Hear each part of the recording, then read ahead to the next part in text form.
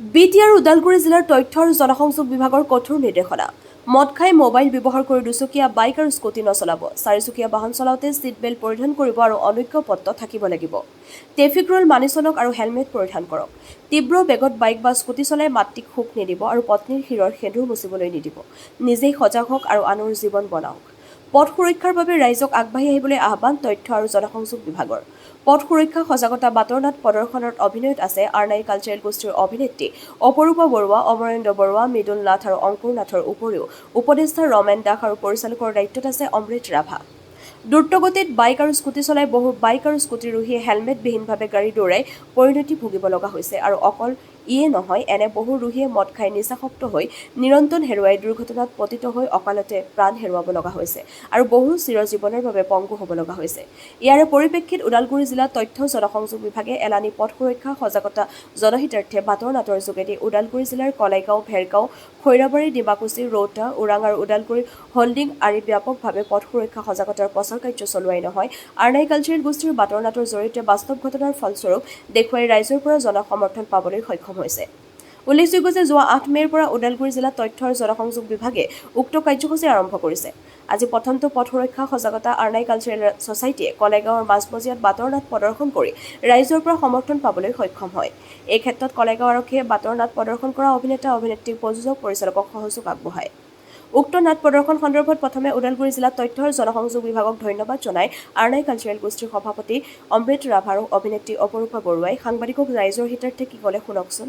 কলাইগাঁৱৰ পৰা ভুৱনমণিৰ report, AIN live. পথ সুৰক্ষা সজাগতা জিলা ওদালগুৰি বিটিআৰ অসম।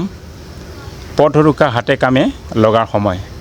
তথ্য আৰু জনসংযোগ বিভাগ বিটিআৰ ওদালগুৰি জিলাৰ দ্বাৰা জনহিতাৰ্থে প্ৰচাৰিত।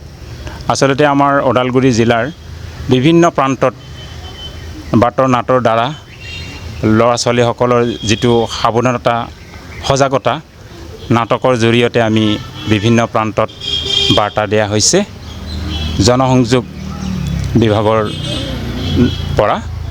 গতিকে আমি ৰাইজৰ যথেষ্ট সঁহাৰি পাইছোঁ আৰু আজি আমাৰ কলাইগাঁও বজাৰত আমাৰ সুন্দৰ বাতৰ নাট প্ৰদৰ্শন হৈছে।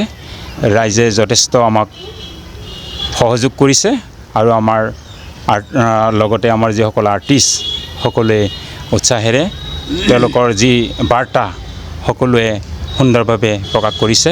সেইকাৰণে আমি ওদালগুৰি জিলাৰ প্ৰশাসন, তথ্য আৰু জনসংযোগ বিভাগ ওদালগুৰি জিলাৰ বিভাগক আমি ধন্যবাদ দিছোঁ। তেওঁলোকৰ জৰিয়তে আমি আমাৰ গোষ্ঠীয়ে সুন্দৰ অভিনয় কৰিছে আৰু আগন্তুক দিনত আমি এই সজাগতাৰ লগত জড়িত হৈ আমি আমাৰ বাৰ্তা দিবৰ কাৰণে আমি প্ৰস্তুত। আজি আমাৰ প্ৰথমটো দিন।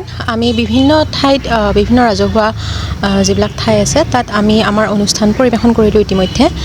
আৰু এই বিষয়টো এটা খুব এই সময়ত মানে উঠিবলগীয়া এটা বিষয়, সেইটো হ'ল পথ সুৰক্ষা। পথ সুৰক্ষা যিহেতু আজিকালি আমি প্ৰায়ে দেখা পাওঁ যে খুব বেছিকৈ মানে আমাৰ যি যান বাহন যান জঁট লগতে আমাৰ যিবিলাক দুৰ্ঘটনা হৈ আছে, যান বাহন দুৰ্ঘটনা হৈ আছে, এই কথাবিলাক আমি মানে প্ৰায়ে গম পাই আহিছোঁ। গতিকে ইয়াৰে ওপৰত সজাগতা সৃষ্টি কৰিবৰ বাবে আমি মানুহৰ মাজে মাজে গৈ বিভিন্ন গাঁও অঞ্চলতেই হওক বা বজাৰ অঞ্চলতেই হওক এনেকুৱা বিভিন্ন ৰাজহুৱা ঠাইত গৈ আমি সজাগতামূলকভাৱে বাতৰ নাট প্ৰদৰ্শন কৰি আহিছোঁ। আৰু আজি আমাৰ প্ৰথমটো দিন বাতৰ নাট কৰি খুবেই ভাল লাগিল। গতিকে আমাৰ কিছুমান পথ সুৰক্ষা নীতি বা নিয়ম আছে, এই সকল যি নীতি নিয়ম আছে সেইখিনি আমাৰ মানি চলাটো অতি বেছি প্ৰয়োজন। যেনে ধৰা হওক, আমাৰ সাধাৰণতে দুচকীয়া বাহন চলালে আমি আমাৰ নিজৰ সুৰক্ষাৰ বাবে হেলমেট পৰিধান কৰিব লাগে। আমাক যিখন পাৰ্মিশ্যন দিয়ে গাড়ী চলাবৰ কাৰণে, যিখনক আমি লাইচেঞ্চ বুলি কওঁ, সেই লাইচেঞ্চখন আমাক থকাটো অতি বেছি জৰুৰী। আমি যদি চাৰিচকীয়া বাহন চলাই তেনেহ'লে চালকজনে আমাৰ যি ছেফটি বেল্ট আছে, ছিট বেল্ট, সেই ছিট বেল্ট পৰিধান কৰাটো অতি বেছি জৰুৰী।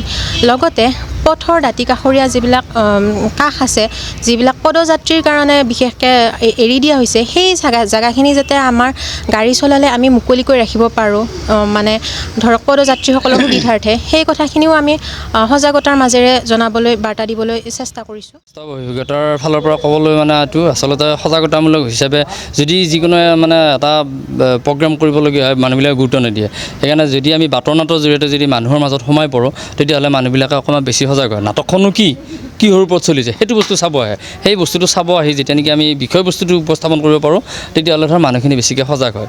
আচলতে পথ সুৰক্ষা এইটো সজাগতাৰ অতি গুৰুত্বপূৰ্ণ বিষয়বস্তু এইটো। কাৰণ কিয় আমি এতিয়া দেখিছোঁ মানে যিমান যান বাহনৰ আজিকালি মানে পথ দুৰ্ঘটনাত মানুহবিলাকৰ অকাল মৃত্যু হ'বলগীয়া হৈছে। প্ৰায় 30 বছৰ তলৰ ল'ৰাবিলাকৰ বেছি হয় এইটো, যিহেতুকে তেওঁলোকে হেলমেটটো পৰিধান নকৰে।